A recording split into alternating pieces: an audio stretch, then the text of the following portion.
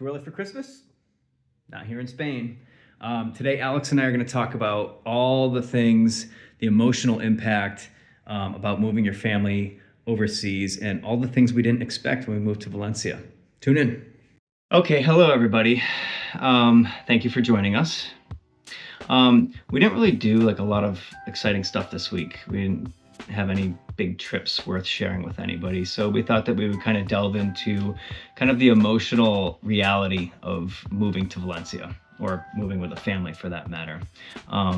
So we thought we'd just share a couple, maybe 5 things with you that we didn't expect, or maybe we expected, but was different than we thought it was going to be. So we'll just jump right in. First things first, money, budget. That should be on top of your mind when you're making this move. You're looking at the monthly rental, add a couple hundred on top of that, realtor fees, utilities, deposit, all of that. So you want to be prepared for that.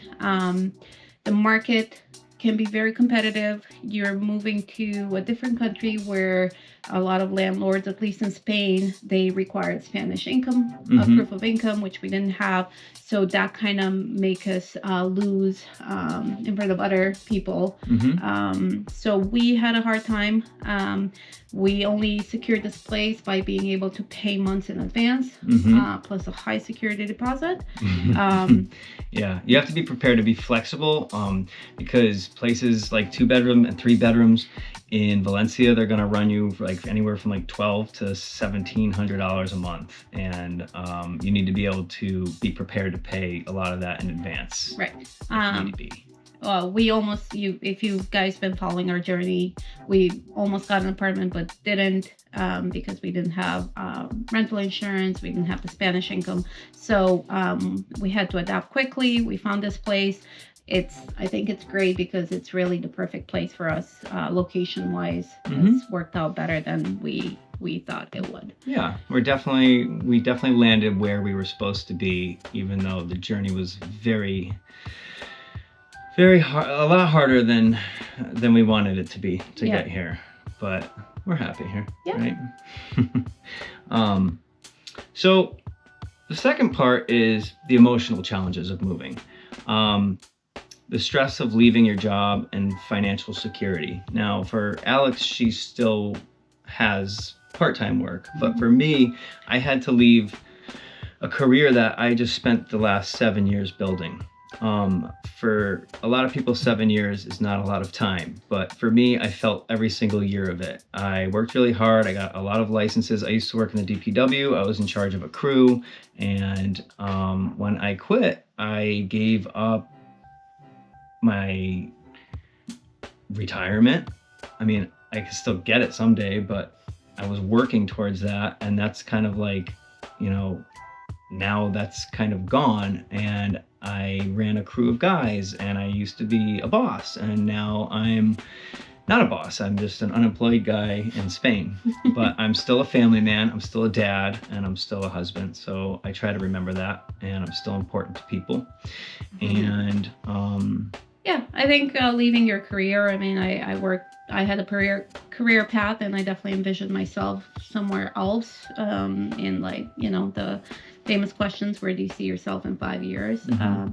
But like Matt said, it's, you make that decision and you got to be prepared to leave it kind of all behind.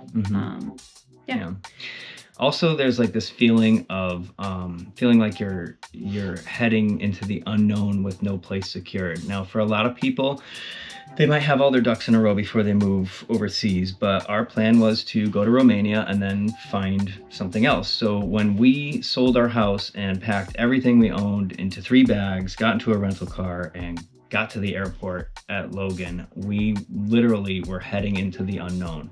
And there's that old saying where it's they say the scariest part of skydiving is the moment just before you jump out of the plane. But if you never jump, then you are not going to know what the fall feels like. And that's why people jump. And our jump was getting out of that rental car and walking into Logan Airport. it's a feeling that a lot of people will never experience. And I'm certainly never going to go skydiving. I don't think you are either. But you think you're going to know how you feel when you make this leap, but you don't know. Mhm. You don't know until you're in it. Right, and especially leaving your friends and family behind. I mean, we miss our friends on Cape Cod, and they became like family to us. And it's hard, but we had to learn over the years with my family being in Europe to make distance not matter, and we're trying to do the same. And you truly discover who your real friends are and who checks in and who still wants to be part of your circle, even though your circle is not in the same geographical area. Yeah, you find out who your friends are pretty quick. Of course, there's family. We live close to some of my family on Cape Cod, who've helped us so much over the years with the kids. They're actually the reason that Alex and I met. And it's hard. It's hard to leave family. But a lot of my other family, like the rest of them, they all live hours away, like 3 hours away in Maine. And when we were living on a Cape, they were pretty far away from us, so we didn't always see each other. We didn't see each other that often. And now that we're in Spain, it's like, now we're really, really far. But I still do feel like I've talked to my mom more via text message and video message than I did when I lived on Cape Cod. So if you're watching, Mom, hi, I love you. Letting go of our actual house was harder than I expected. We tried to explain to Ben and Sophie before we moved that a house is just a house. You make home wherever you go, as long as we're all together and happy and healthy. But those walls contain a lot of our memories, and it was actually harder to do than what we thought it would be. We thought it would just be like, now it goes from home to a house again. But it hurt. Yeah, we spent a lot of time there, and naturally we had a fear of letting that go. Yep. I miss the seasons. I don't. I do miss the seasons. I miss the smell of autumn. I miss the crisp leaves. I'm going to miss snow. I'm 39. This is going to be the first year of my life. This will be the first year of your life without ever seeing snow. I'm so excited. I don't know. I'm going to miss it. But shirt weather. in the last year, I became an elk. We would go to the barbecues there every Wednesday in the summer, and we had our good friends who would go there and meet us there. And it became like a thing. And then once I joined the Elks, I used to go like once or twice a week. Alex would be like, hey, why don't you go? And I would have a beer and I would chat with all the old timers and play Keno. And now that's kind of gone. I don't have that like place or that club to go to. And I'm going to miss that. Yeah.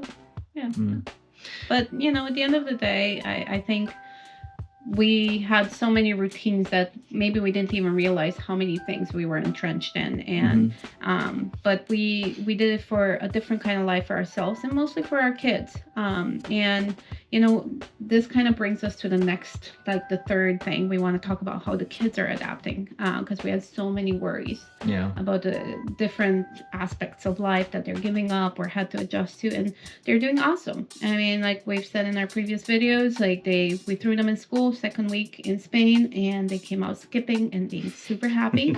And with Sophie being so young, we weren't as worried, but Ben had made his connections and his friends, and even to this day, when he says, can I have a play date with one of my friends from the US, it breaks our hearts.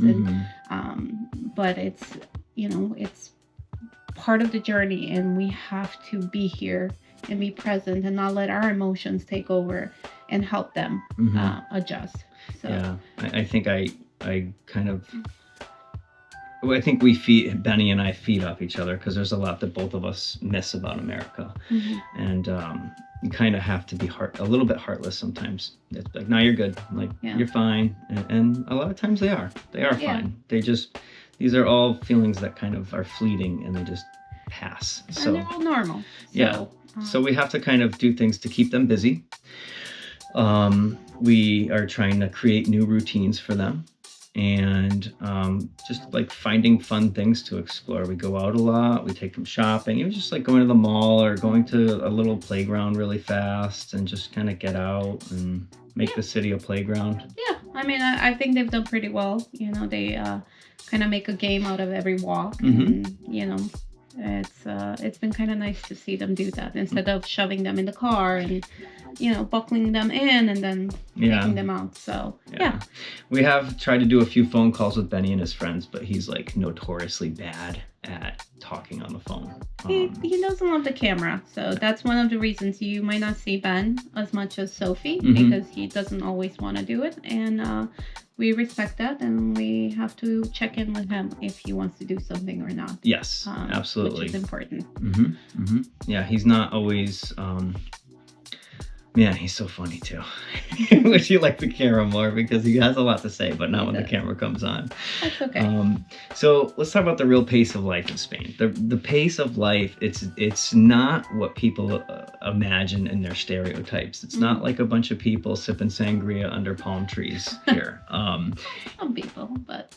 Siesta is real, but it's not universal. It's not that you still find places that are open. You can still find grocery stores. You can still accomplish things during siesta. But yeah, there's some places that aren't open. They eat late here. They stay up late, but they still get up early because mornings are really, really busy outside our window, and people, they're up early and they're working hard. So I'm kind of thinking that people never sleep here. Yeah, I don't know. Maybe they recharge. We see them at all times at like different cafes and just stop and just have a beer or a coffee and a couple of olives, and they just take those moments to like recharge, but also more importantly, like you look around you and you get a sense of community and connection. You can see how people really take the time to spend time with each other. You know, on a regular Monday, you stop and you have coffee with your friend, and that's such a beautiful thing. That is a nice thing.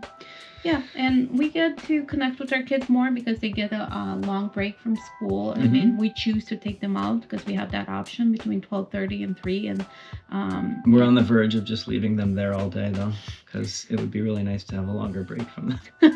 But we really do enjoy the times. Yeah. But there's some days where I wish we had just left them there. Sometimes they have a hard time going back. But even Ben said the other day, he's like, it's so cool that we get to like come home and have a little break. And I was like, you know what, man? It is pretty cool. I wish we had that when we were kids. Absolutely. Yeah, I think all in all, there was no like big cultural shock because Matt and I have spent a lot of time over the years in Europe visiting my family and visiting different countries, and we're lucky enough to kind of adapt to it over the years without really coming here and being like, oh my god, this is crazy. Yeah, we're quite used to it because we're just so worldly. Yes, we are.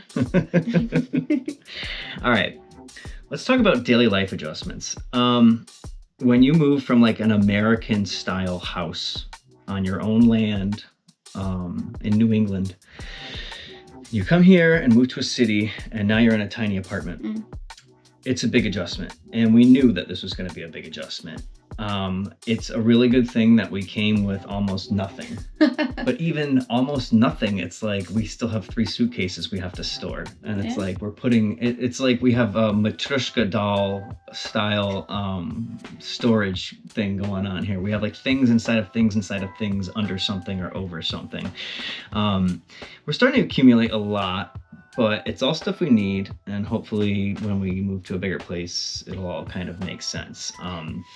We actually got a new couch, and even though that takes up more room out of the little space we have, now we can all kind of spread out a little bit more, and everyone has a place to sit, and it's kind of like really nice. So yeah, I think we don't mind having less physical space as long as we can utilize that space to kind of be together and be comfortable. Yeah, I'm laying down like 95% of my life anyway.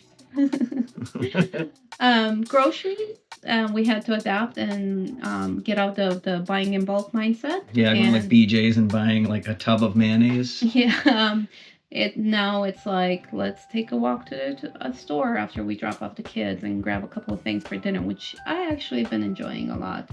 It is nice, and every time we go, we discover something new. Yeah. There's a lot of the places here, including ours, they don't have clothes dryers or dishwashers. So those were two things we had to adapt to, which not a big deal for us. There's something kind of comforting about like doing putting your laundry out. Yeah, I enjoy it. It does not bother me at all. Yeah. I hate folding clothes. I hate folding clothes, but I don't care about any other aspect of it. I mean, I was just hanging stuff up the other night, and I was like, it is what it is, and it does not take long. I mean, people probably in America are like, you don't have to dry, but it doesn't take that long. It's just you hang them up, they dry. Yeah, easy. It's a pretty simple process. But. So other than that, I mean, I guess think about holidays a little bit, and we were really happy that we actually got a Halloween. That was like a bonus surprise. I did not think we were going to get a Halloween. They obviously don't have Thanksgiving here, so they're getting ready for Christmas even earlier. So pretty soon everything will be all lit up. Like they already have the Christmas tree out in the city center. But I was thinking about Easter and Easter egg hunts, and I think the kids are going to miss that. I don't think they have that here. Yeah, we'll just have to see. We gotta make it to Easter first. Yeah, we do have to make it. Another daily adjustment for us, like we lived on the Cape where we were heavily car dependent. And here we have no car and we're walking everywhere. And in the beginning, that was a bit of a challenge. The kids complain a bit. And I have to say, I was pretty tired too. But luckily we did a lot of hikes and walks when we lived on the Cape. And I think that kind of came in handy. Yeah.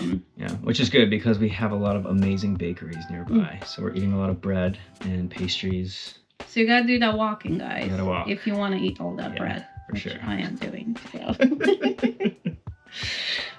So I guess the biggest thing that we love, some of the biggest things that we love, obviously more time for each other, more time with the kids, more time to slow down and just enjoy life.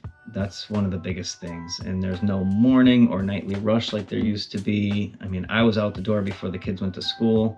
Alex had to deal with all that. And then I would take them and pick them up. And then you would come home and we'd just be like, oh, it's for dinner. Just that whole 9 to 5 thing. It's gone right now, which is great. Being closer to my family now because we've been away for 15 years. While we do miss our friends and family in the U.S., it's nice to kind of have that reversed a little bit. Just like my mom's visiting, and it's been nice to have her for a week without having her to fly for almost 24 hours and catch up on sleep for 3 days. Right. And having quick access to so many activities, shops and bakeries, stores, like you get anything you need. You walk out your door, you get anything you need in like 5 minutes. I think we should talk about some of the things we miss though. Just to kind of summarize the point of this video. Definitely that sense of security of what's next. We kind of had things lined up, retirement schedules, routines, all of that. We knew what to expect, what next we knew where we'd be in 30 years. And we knew how to do life, how to navigate life. So that's, while we're adapting here, there's days when it's frustrating and I miss all of that. I still think I'm going to miss the snow. And oddly enough, I think I'm going to miss plowing because that was part of my job. I know I'm not going to miss getting a phone call at 3 a.m. to go work like 18 hours straight in a snowstorm. But I don't know. Part of me thinks that I'm going to miss it. We'll see. Yeah. I mean, I think for me, like I'll always miss the U.S. just because that's where I became an adult. I got there when I was pretty young and, those were my formative years as an adult and I'll miss that. We had a great life there and not to say that I'm not enjoying this. It's just, you have to be true to yourself throughout this journey and, you need to be open to everything that's going to come your way. Even though we thought that we were mentally prepared, everything has been much different, for better or for worse. Mostly for better. but you really need to be open to everything. Yep. Yeah, definitely. I mean, prepare yourself mentally as much as you can, but also prepare yourself for the fact that a lot of it or none of it is going to go the way you think it's going to go. And just remember, you only live once. Yeah. So why not? Adapt. Yeah, just do it. Easy. Just Easy move. peasy. Just move across the world. All right, I think that's it. Thank you everybody for watching. Yeah, I don't know. I think next week we're gonna have some big news. Actually, I think we're definitely gonna have some big news next week. And then also, I don't know, maybe we're gonna do something this weekend. We're gonna figure something out. So we'll have something for you. Stay tuned. Stay tuned. Thanks, guys.